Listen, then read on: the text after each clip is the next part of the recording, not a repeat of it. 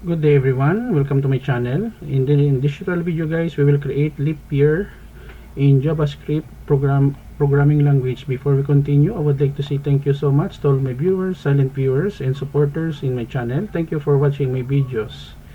If you are new with my channel and then you like this video, please hit the like button. Don't forget to share and please support my channel guys by clicking the subscribe button. So let's get started.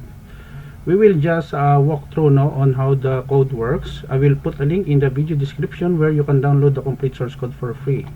So we have here the title leap year in JavaScript, and then we have here the style, body, main, header 1, label, input, button, average.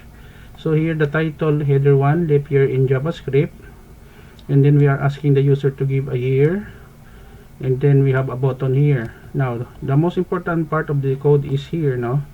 So this is the submit button, display the result, num year, we convert it to integer, and then we have here the condition. If 0 num year modulus 4 and here 0 num modulus by 100 and or modulus by 400. If it is true, leap year, the given year is a leap year. If it is false, not a leap year, and then we hide, no, and then display the result. Don't worry guys, as I said, I will put a link in the video description where you can download the complete source code of our leap year in JavaScript. Okay, so let us go with our browser.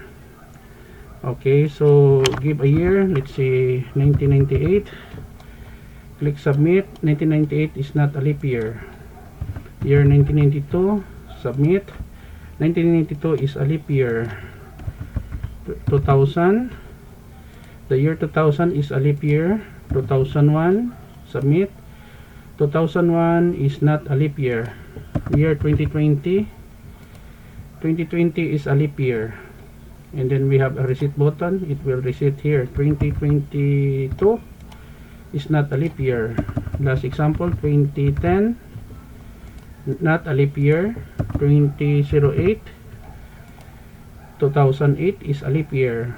Okay, so this is the end of our tutorial video on leap year in JavaScript programming language. Thank you so much guys for watching. If you like this video, please hit the like button. Don't forget to share and please support my channel guys if you are new by clicking the subscribe button. See you in the next video tutorial guys. This is your friend Jake saying bye bye for now.